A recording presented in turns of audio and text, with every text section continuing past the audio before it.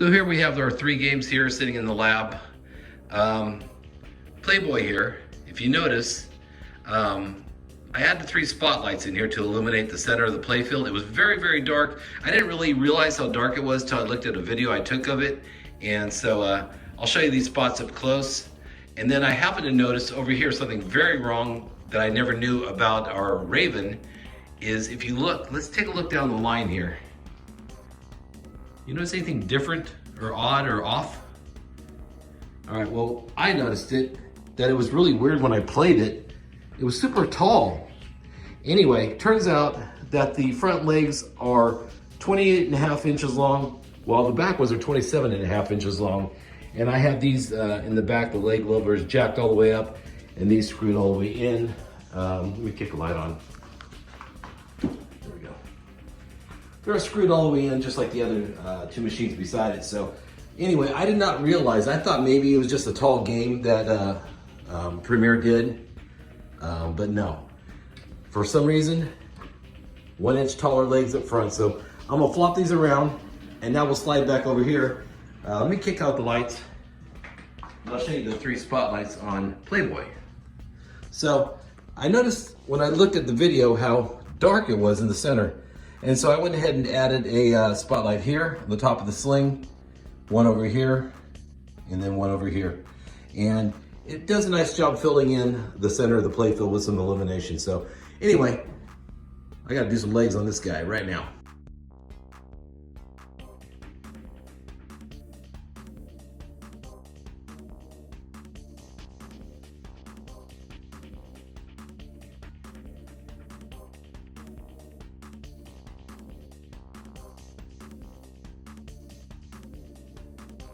The swap is now complete. We have the front legs on the back legs on the front. I didn't have to go so high with the levelers on the back now. It still has a nice level. I think it's about a 7 degree, so it still probably go down a little bit. Right here, this area here in the front of the cabinets compared to the Williams and Bally, it's about 1.5 inches taller cabinet. It does ride higher than the other ones still, yet it actually feels good to the flipper position. So that's a good fix.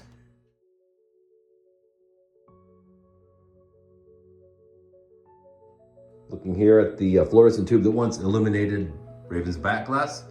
I think I'll put some LEDs back here, get away from fluorescent, and see how she looks with different illumination. In the back box here, this is where the fluorescent tube once rode. I think I'm gonna put some LEDs up along the edge, the upper part, and then down this other right-hand side, and see how she looks. Here's the packaging of the LED that I'll be using for illumination of the back glass. I will not use the remote control. Let's just scan down the front of the box. Give you kind of an idea. I will not be dimming it or anything like that. That's the annual consumption. And here we go. 12 volt DC in, 24 watts of power, and it's a 5 meter long strip. Let's open her up. So there's the empty box now. The AC to DC converter, I will not be using this. Instructions, I will not be using that. And remote, no. This is all I'm after. And I can get several projects out of, what is this, 5 meters? Cutting's complete, check it out. 3 pieces, that's the upper piece, and then the 2 side pieces. And you can see right there where I took the scissors and cut the pads. You want to cut right down the middle, and that's where you'll join the power to make it continuous. Upper piece, from the first LED to the final one on the upper is about 18.5 inches long of lights. And then the 2 sides is about 10.5 inches long from the first to the second. This is the part that actually plugged in, which I will not be using. I took my first opportunity to cut it right there, and so I'll discard that. And these also came with it, these little clips to hold it.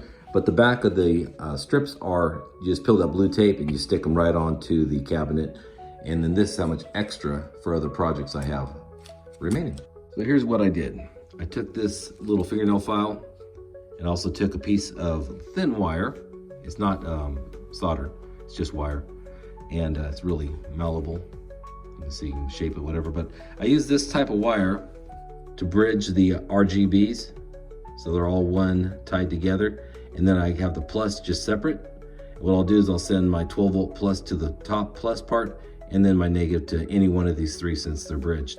And then what I'll do is I'll just daisy chain the power to the other two strips.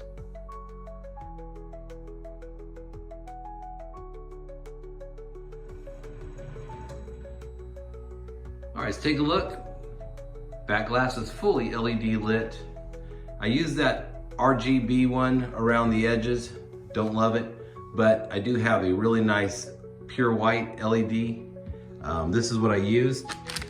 Both of them were purchased on Amazon.com. It's a 2-pack, and this is what the product looks like. It has like a rubberized outside that you have to kind of melt to get to the pads, but it's really simple. There's a plus and a negative, and it's about 20 inches long, running across there with 30 LEDs. So it's really bright and does a nice job. And putting a fork in this baby.